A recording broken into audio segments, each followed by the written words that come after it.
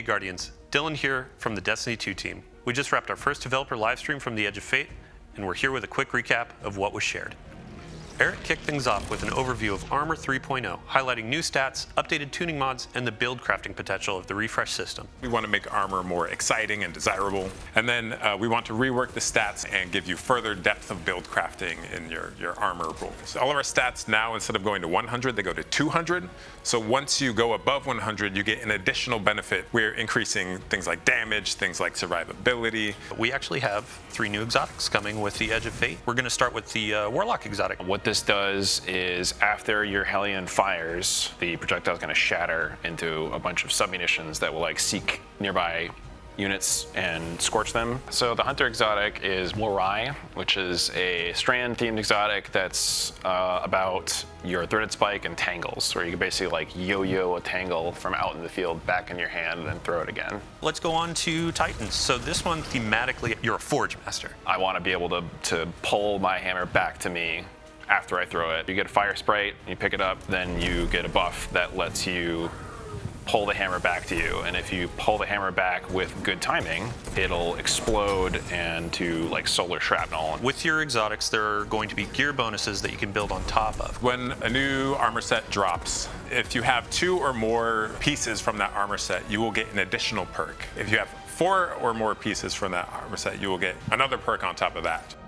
Vivian walked us through the new weapon systems, highlighting a range of incoming legendary archetypes like crossbows, longbows, and special ammo pulse rifles. For Edge of Fate, we are building a crossbow. We want the feeling of like really drawing it back and it hitting a single target and doing a ton of damage. When you shoot that big heavy bolt and it hits your target, you can just go pick it back up.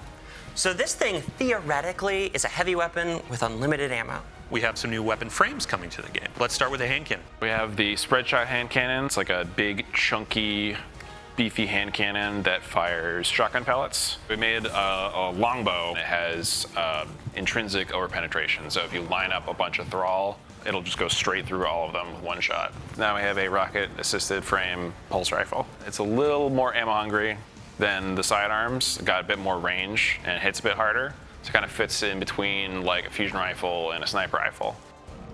Eric gave us a closer look at the updated gear tiers, breaking down how higher tiers offer better stats, new cosmetics, and other chase-worthy upgrades. So gear tiering enables players to look at a piece of gear at a glance and like understand how powerful it is. When a weapon drops, I'm able to just glance at it and be like, oh, tier 1 weapon, it's gonna have base stats, it's gonna have a limited perk pool there. But you can see at tier 3, we now have 2 enhanced traits. Some of our columns are gonna have more perk options in them.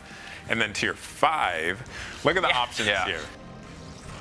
And finally, we talked through how seasonal artifacts and featured gear are evolving in the Edge of Fate. We made this artifact like a little more weapons focused than we maybe normally do. Some of my favorite perks in these are Radiant Shrapnel, and this is gonna add like an additive shrapnel burst when you're killing guys when you're radiant or they are scorched.